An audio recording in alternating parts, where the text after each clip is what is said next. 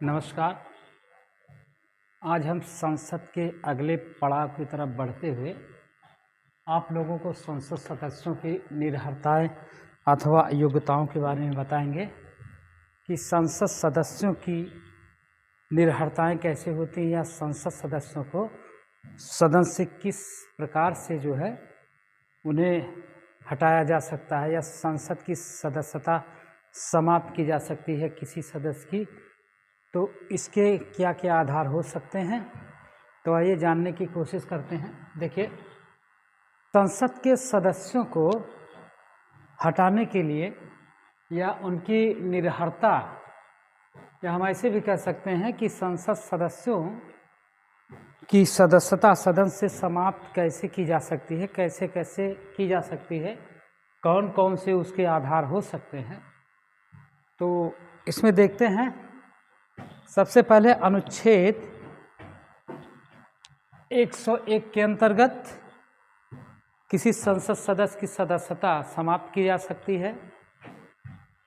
अनुच्छेद 102 के अंतर्गत किसी संसद सदस्य की सदस्यता समाप्त की जा सकती है। और लोक प्रतिनिधित्व अधिनियम 1951 के अनुसार किसी संसद सदस्य की सदस्यता समाप्त की जाती है। यहाँ हम देखने की बात यह है कि देखिए, अनुच्छेद 101 और अनुच्छेद 102 इसके अंतर्गत तो किसी संसद सदस्य की सदस्यता समाप्त की जाती है। इसके साथ साथ लोक प्रतिनिधित्व अधिनियम 1951 के अनुसार उसमें सारा विवरण दिया गया है, बाद में बनाया गया है कि किस आधार पर और कौन कौन सी अयोग्यताएं अगर होती हैं, अगर और किन किन शर्तों का पालन वह सदस्य नहीं करता है, तो उसे संसद से उसकी सदस्यता निष्कासित की जा सकती है, संसद से उसकी सदस्यता समाप्त की जाती है। इसका उल्लेख जो हमारे संविधान में जिन बातों का उल्लेख नहीं किया गया है संसद सदस्यों की निर्भरताओं के अंतर्गत, उसका उल्लेख लोक प्रतिनिधित्व अधिनियम 1951 के अनुसार किया गया। तो आइए देखते हैं अनुच्छेद 101 के अनुसार किस प्रकार से संसद सदस्यों की या सदन के सदस्यों की सदस्यता समाप्त की जा सकती है।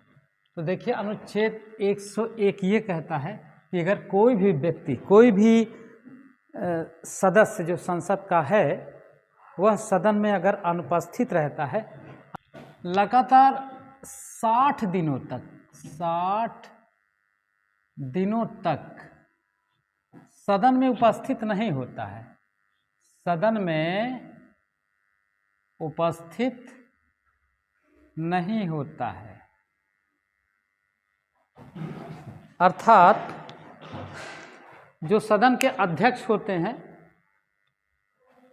उनकी अनुमति अगर है तब तो ठीक है, लेकिन सदन के अध्यक्ष की अनुमति के बिना अगर वह सदस्य लगातार सदन से 60 दिनों तक एब्सेंट रहता है, उपस्थित नहीं रहता है, तो उसको उस सदन से सदस्यता समाप्त कर दी जाती है। और इसको जो करता है वो सदन का अध्यक्ष करता है। तो अनुच्छेद 101 के अनुसार यहाँ पर 2 शर्तें लागू होती हैं। एक है अनुपस्थिति के आधार पर और दूसरा है दोहरी सदस्यता के आधार पर। अब दोहरी सदस्यता क्या होती है, इस आधार पर उसे हटाया जा सकता है। तो पहली बात यहाँ पर देख लेते हैं कि यदि कोई व्यक्ति संसद के दोनों सदनों का सदस्य चुन लिया जाता है, यदि कोई व्यक्ति संसद के दोनों सदनों का सदस्य चुन लिया जाता है, अर्थात जैसे लोकसभा और राज्यसभा, 2 सदन होते हैं संसद के, एक लोकसभा एक राज्यसभा। लोकसभा निम्न सदन होता है, राज्यसभा उच्च सदन होता है। तो यहाँ पर एक और है कि यदि कोई व्यक्ति संसद के दोनों सदनों का सदस्य चुन लिया जाता है, मतलब लोकसभा से भी वह विजयी होता है और राज्यसभा से वह विजयी प्रत्याशी घोषित कर दिया जाता है, तो उसको एक ही सदन का मेंबर होने के लिए, चाहे वो लोकसभा का हो चाहे वो राज्यसभा का हो, इसके लिए 10 दिन पर, चुनाव के 10 दिन पहले ये सूचना देनी पड़ती है कि वह राज्यसभा का सदस्य बनेगा कि लोकसभा का। यदि वह ऐसा नहीं करता है तो उसकी राज्यसभा की सदस्यता समाप्त कर दी जाएगी। मतलब उसको बताना पड़ेगा चुनाव के 10 दिन पहले कि वह लोकसभा का सदस्य बनना चाहता है अथवा राज्यसभा का सदस्य बनना चाहता है। 10 दिन पहले बताना पड़ता है। यदि वह ऐसा नहीं करता है तो उसकी सदस्यता राज्यसभा से समाप्त कर दी जाती है। और 1985 में सुब्रमण्यम स्वामी को इसी आधार पर राज्यसभा का सदस्यता समाप्त कर दिया गया था। सुब्रमण्यम स्वामी थे, वो राज्यसभा के सदस्य निर्वाचित हुए थे। 1985 में इसी आधार पर जो है उनको सदस्य की सदस्यता समाप्त कर दी गई थी, सदन के सदस्यता समाप्त कर दी गई थी। अब अगला है, यदि कोई व्यक्ति एक सदन में एक से अधिक स्थानों के लिए चुन लिया जाता है। यदि कोई व्यक्ति एक सदन में एक से अधिक स्थानों के लिए चुन लिया जाता है, अर्थात कोई व्यक्ति अगर 2 जगहों से चुनाव लड़ता है और दोनों स्थानों से वह जीत जाता है तो उसको एक ही स्थान का, एक ही निर्वाचन क्षेत्र का चयन करना पड़ता है। यदि वह ऐसा नहीं करता है तो उसकी सदस्यता दोनों जगहों की समाप्त कर दी जाती है। मतलब वह व्यक्ति लोकसभा के लिए या विधानसभाओं के लिए 2 जगहों से वो निर्वाचित हो गया है तो उसको सबसे पहली बात है कि 14 दिन पूर्व सूचना देनी पड़ेगी, कि चुनाव के 14 दिन पूर्व, चयन के 14 दिन पूर्व उसे सूचना देनी पड़ती है। अगर वह ऐसा नहीं करता है तो उसकी सदस्यता दोनों जगह से समाप्त कर दी जाती है। जैसे वह व्यक्ति लोकसभा का सदस्य चुन लिया गया हो 2 जगह से, और अगर वह नहीं ऐसी सूचना नहीं देता है तो समय पर, निर्धारित समय पर, यानी कि चुनाव के 14 दिन पहले, तो उसके दोनों जगहों की सदस्यता जो है समाप्त कर दी जाती है। तो ये भी आधार हो गया दोहरी सदस्यता के आधार पर। अगला है, यदि कोई व्यक्ति संसद और राज्य विधानमंडल दोनों के लिए चुन लिया जाता है। मतलब यदि कोई व्यक्ति संसद के लिए भी वह विजयी होता है, संसद का भी सदस्य बन जाता है और राज्य विधान मंडलों का भी सदस्य बन जाता है, तो उसको जो है 14 दिन पहले सूचना देनी पड़ती है कि वह किस सदन का सदस्य बनना चाहता है। अगर ऐसा नहीं करता है तो उसकी जो राज्य विधानमंडल की सदस्यता है वो समाप्त कर दी जाती है और जो संसद की सदस्यता होती है उसके लिए उपयुक्त कर ली जाती है। मतलब वह राज्यों की विधानसभा का सदस्य नहीं रह जाएगा तो वह संसद का सदस्य माना जाएगा।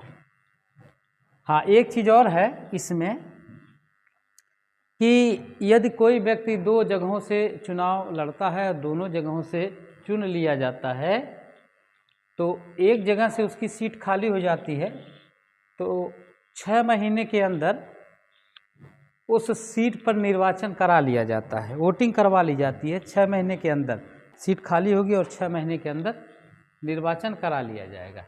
अब और किस आधार पर सदस्यों की निरर्हता या योग्यताओं, जो निरर्हताएँ होती हैं उसको समाप्त किया जा सकता है, अयोग्य घोषित किया जा सकता है।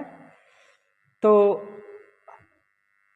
अनुच्छेद 102 के आधार पर अयोग्यता का वर्णन किया गया है कि वह कौन सा ऐसा काम करता है, ऐसा कार्य करता है जिससे उसकी सदस्यता समाप्त की जा सकती है अनुच्छेद 102 के आधार पर।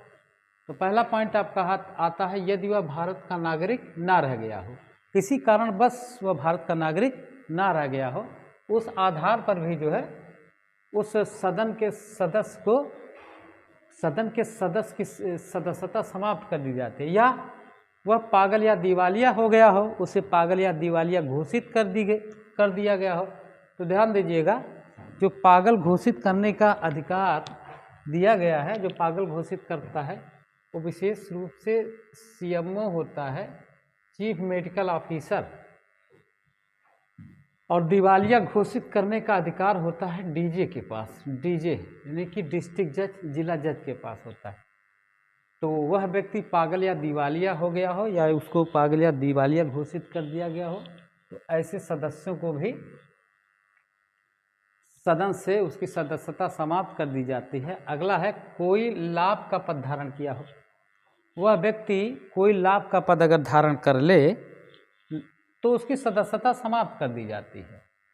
लाभ का पद का मतलब होता है कि वह सरकारी यानी कि सरकार से दो तरीके से वह तनख्वाह उठा रहा हो, इस आधार पर उसे अयोग्य घोषित कर दिया जाता है।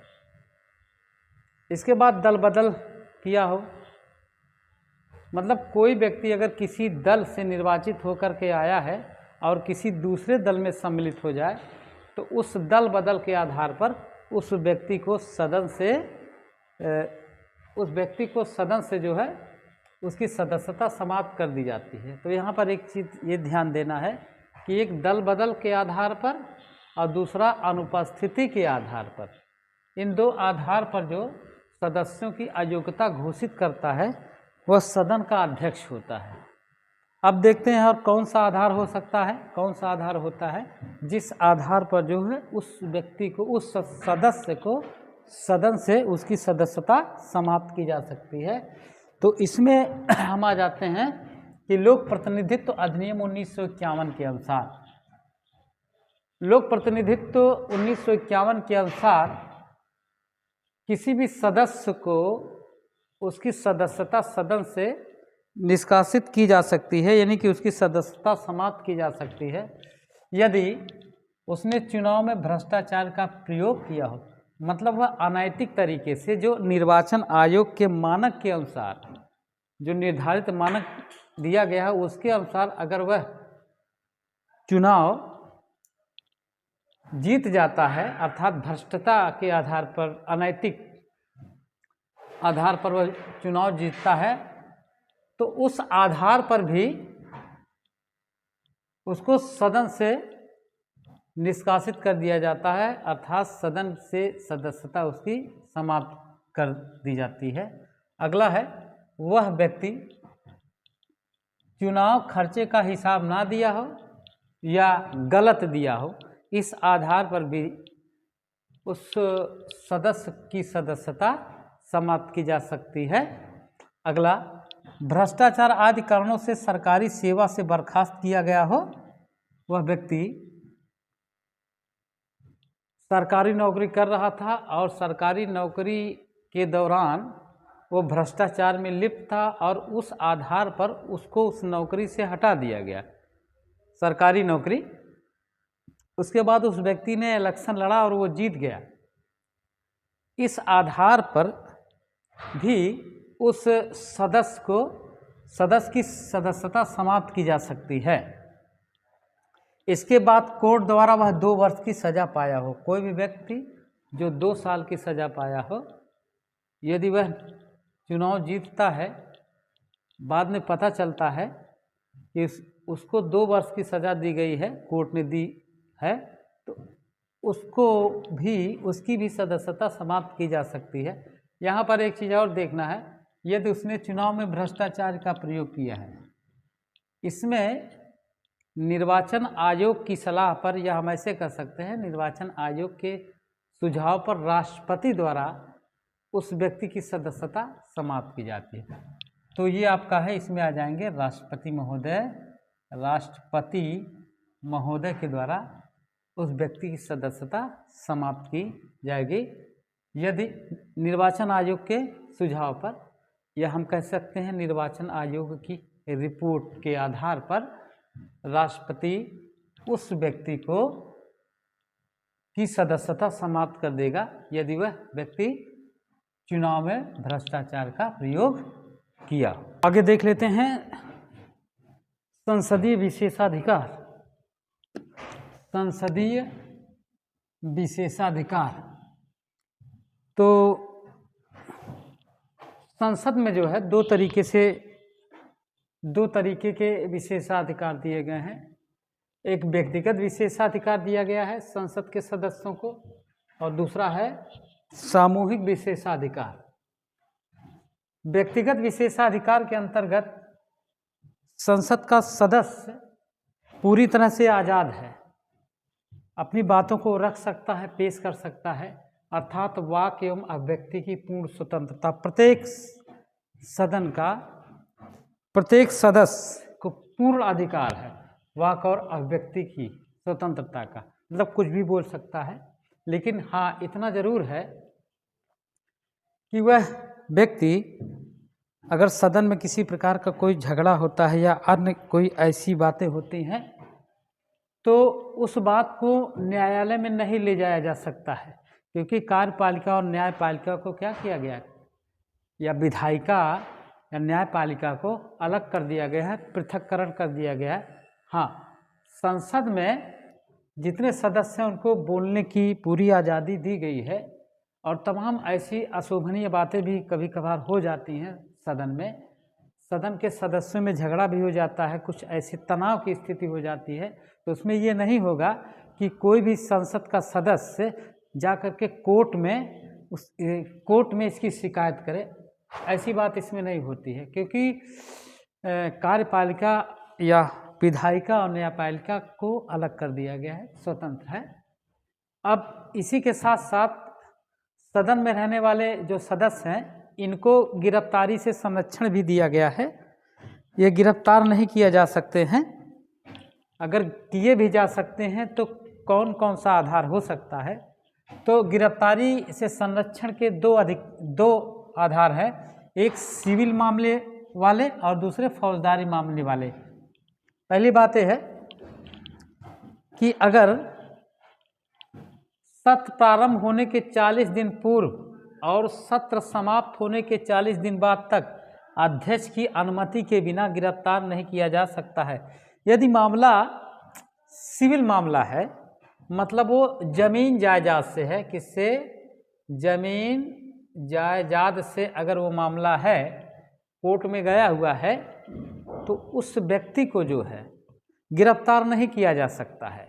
यानी कि जब सत्र शुरू होता है, सत्र के 40 दिन पहले और सत्र के 40 दिन के बाद जब सत्र समाप्त हो जाए, उसके पहले गिरफ्तार नहीं किया जा सकता। हाँ, गिरफ्तार किया जा सकता है अध्यक्ष की अनुमति से। अध्यक्ष की अनुमति से उस सदस्य को गिरफ्तार किया जा सकता है। और उसके बाद दूसरा जो आता है फौजदारी मामले, इस मामले तो में पूरी तरह से संरक्षण उसको प्राप्त है। सिविल मामले में मतलब जमीन जायदाद रुपए पैसे के संबंध में जो मामला कोर्ट में जाता है, उससे संबंध में है कि सत्र के प्रारंभ होने के 40 दिन पहले और सत्र के प्रारंभ होने के 40 दिन बाद तक सदस्य को गिरफ्तार नहीं किया जा सकता है। गिरफ्तार तभी किया जा सकता है जब अध्यक्ष की अनुमति मिल जाती है, तभी उस व्यक्ति को या उस सदस्य को गिरफ्तार किया जा सकता है। फौजदारी के मामले में अगर बात करें, फौजदारी का मतलब होता है जैसे मर्डर हो गया, यानी कि हत्या और तमाम ऐसे मामले। इस मामले में सत्र के दौरान ही, मतलब सत्र अगर चल भी रहा है, सत्र चल रहा है, तो उस सत्र के दौरान भी उस संसद सदस्य या सदन के सदस्य को गिरफ्तार किया जा सकता है। और इसके लिए जो है क्या नाम है, सदन के अध्यक्ष की अनुमति लेनी आवश्यक है। सदस्य की अनुमति अगर मिलती है तभी उस सदन के सदस्य को गिरफ्तार किया जा सकता है। किस मामले में? फौजदारी मामले में। सिविल मामलों में ऐसा नहीं होता है। सिविल मामलों में सत्र प्रारंभ होने के 40 दिन पहले और सत्र प्रारंभ होने के 40 दिन के बाद ही गिरफ्तार किया जा सकता है। उसके बीच में अगर गिरफ्तार करना है तो सदन के जो अध्यक्ष होते हैं उनकी अनुमति लेनी पड़ती है। लेकिन अगर फौजदारी मामले की हम बात करें, फौजदारी में जैसे मारपीट हो गया, मर्डर हो गया, इस प्रकार के मामले अगर आते हैं तो इस मामले में सत्र के दौरान ही, जब सदन की कार्रवाई चल रही होती है, सदन की बैठक चल रही होती है, तो उस समय गिरफ्तार किया जा सकता है, लेकिन अध्यक्ष की अनुमति से ही गिरफ्तार किया जा सकता है। उसके बाद अगर हम सामूहिक विशेषाधिकार की बात करें तो सामूहिक विशेषाधिकार में संसद के अंदर चलने वाली किसी भी कार्रवाई के प्रकाशन एवं प्रसारण पर रोक लगाने की शक्ति किसके पास है? सदन के अध्यक्ष के पास होती है। यानी कि संसद के अंदर जो तमाम प्रकार के कार्यवाही हो रहे हैं उसको अगर प्रसारित करना है, उसका प्रसारण करना है, जैसे टीवी हो गया, रेडियो हो गया या अन्य तमाम जो मीडिया के साधन हैं, उसके अंतर्गत अगर प्रसारित करना है तो प्रकाशित किया जाए या ना किया जाए वो तय करता है जो सदन का अध्यक्ष होता है। सदन के अध्यक्ष के कहने पर ही प्रसारण किया जा सकता है, अगर वो अध्यक्ष चाहता है तो सदन का। तो प्रत्येक सदन अपनी अवमानना के लिए किसी भी व्यक्ति को अथवा संस्था को दंड दे सकता है। यहाँ ये भी आ रहा है, परीक्षा में पूछा गया, क्या संसद के किसी भी सदन को अपनी अवमानना के लिए दंड दिया जा सकता है? तो पूरी तरह से सही है। अगर कोई भी व्यक्ति या कोई संस्था सदन के बारे में या संसद के बारे में कोई ऐसी टिप्पणी करता है जो अशोभनीय हो, जो संविधान के विरुद्ध हो, तो उस व्यक्ति पर सदन जो है अथवा संसद जुर्माना लगा सकता है या उस व्यक्ति या संस्था को दंड दे सकता है। देखिए, संसदीय विशेषाधिकार तो उन व्यक्तियों को दिया ही गया है, व्यक्तिगत रूप से भी दिया गया है और सामूहिक रूप से भी दिया गया है। तो क्या जो निर्वाचित सदस्य होते हैं उनको ही सिर्फ संसदीय विशेषाधिकार दिया जाता है? ऐसी बात नहीं है। जो निर्वाचित हुए हैं और निर्वाचित हो करके सदन में आए हैं उनको तो दिया ही जाता है संसदीय विशेषाधिकार। इसके अतिरिक्त उन लोगों को भी दिया जाता है जो संसद के सदस्य नहीं हैं परंतु संसद में बोल सकते हैं। जैसे देखिए, संविधान में संसदीय विशेषाधिकार उन व्यक्तियों को भी दिया गया है जो सदनों या उनकी किसी भी समिति में बोलते तथा हिस्सा लेते हैं। मतलब अगर वो निर्वाचित नहीं है तो भी कुछ ऐसे सदस्य होते हैं, ऐसे व्यक्ति होते हैं जिनको संसदीय विशेषाधिकार प्राप्त है। जैसे महान्यायवादी को संसदीय विशेषाधिकार प्राप्त है क्योंकि वह संसद में या सदन में बोल सकता है। निर्वाचित तो नहीं है, उसकी नियुक्ति की गई है राष्ट्रपति के द्वारा, लेकिन उसे भी संसदीय विशेषाधिकार प्राप्त है। केंद्रीय मंत्री, इनको भी संसदीय विशेषाधिकार प्राप्त है। संसदीय विशेषाधिकार राष्ट्रपति के लिए नहीं होता है, संसदीय विशेषाधिकार राष्ट्रपति के लिए नहीं, जो संसद का एक अंतरिम भाग है। मतलब संसद का जो निर्माण होता है वह लोकसभा, राज्यसभा और राष्ट्रपति के द्वारा होता है। इसके बावजूद भी राष्ट्रपति को संसदीय विशेषाधिकार प्राप्त नहीं है, क्योंकि राष्ट्रपति जो होता है वो विशेष अवसरों पर ही बुलाया जाता है सदन में। जैसे कोई नया सत्र जब शुरू होता है, यानी कि नई संसद का जब गठन होता है तो उस मौके पर बुलाया जाता है राष्ट्रपति को। राष्ट्रपति अपना अभिभाषण देता है। बाकी राष्ट्रपति जो है उस संसद के सदस्यों में सम्मिलित नहीं किया जाता है क्योंकि वह राष्ट्रपति भवन में वो अलग है। लेकिन हाँ, कानून के निर्माण में उसकी महत्वपूर्ण भूमिका होती है, क्योंकि जब लोकसभा और राज्यसभा में कोई कानून बनता है तो राष्ट्रपति उस पर सिग्नेचर करता है, तभी वो कानून बन पाता है। ये अभिन्न अंग होते हुए भी राष्ट्रपति संसद का संसदीय विशेषाधिकार के अंतर्गत उसे सम्मिलित नहीं किया जा सकता है।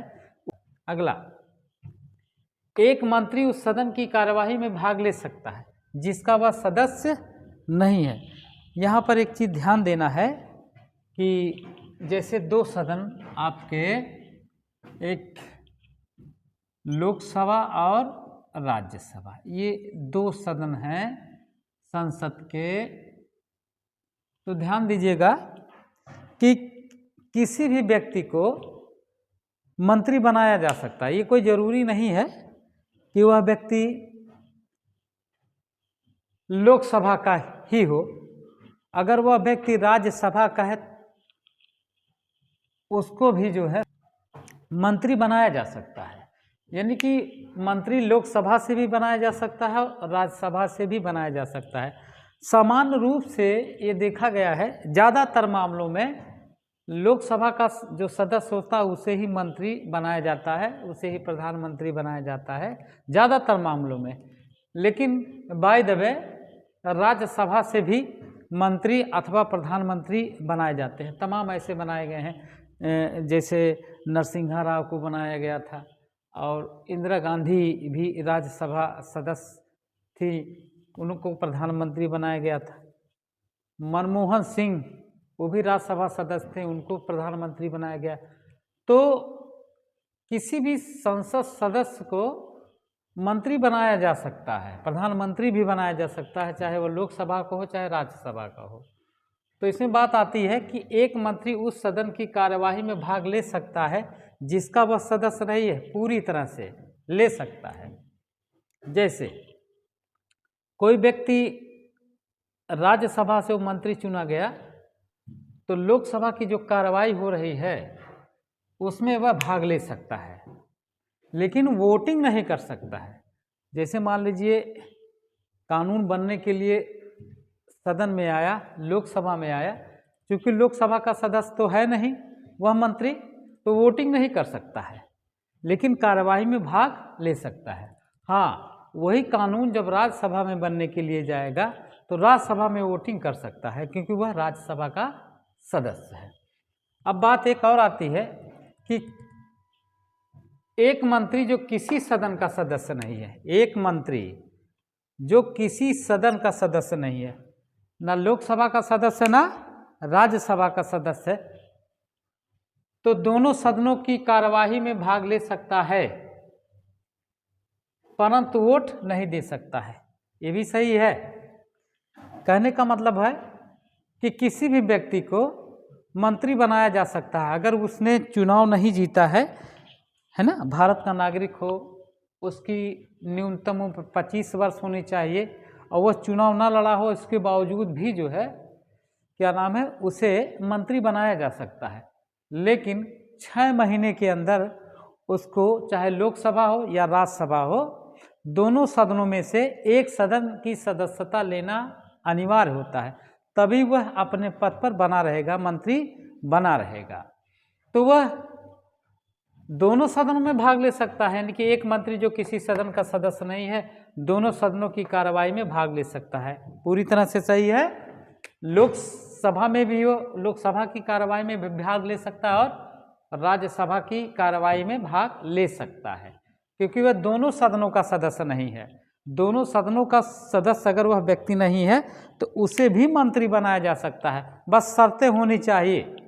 जैसे भारत का नागरिक हो, पागल या दिवालिया ना हो, न्यूनतम उम्र 25 वर्ष होनी चाहिए। संसद सदस्य बनने के लिए न्यूनतम उम्र 25 वर्ष होनी चाहिए, लोकसभा के लिए 25 वर्ष, राज्यसभा के लिए 30 वर्ष होनी चाहिए। तो उस व्यक्ति को जो है मंत्री बनाया जा सकता है, लेकिन 6 महीने के अंदर उस व्यक्ति को चुनाव जीतना जरूरी है। अगर वह चुनाव जीत जाता है तो अपने पद पर बना रहेगा। इसीलिए कि जो मंत्री किसी सदन का सदस्य नहीं है वह दोनों सदनों की कार्रवाई में भाग लेगा। जब वह बाय द वे अगर लोकसभा का सदस्य बन जाता है, लोकसभा चुनाव जीत जाता है तो लोकसभा का सदस्य रहेगा। तो अगर किसी प्रकार का कोई कानून बनेगा लोकसभा में तो लोकसभा के अंतर्गत वह अपना मत देगा, अपना वोट देगा। लेकिन अगर वह राज्यसभा का सदस्य बन जाता है तब वह राज्यसभा सदस्य के रूप में जो है अगर कोई कानून राज्यसभा में बनने के लिए आता है तो उसमें वह वोटिंग करेगा, लेकिन लोकसभा में नहीं करेगा। लोकसभा का सदस्य तो लोकसभा के अंतर्गत करेगा वोटिंग, अगर वह राज्यसभा का सदस्य बनता है तो राज्यसभा के लिए वोटिंग वह करेगा।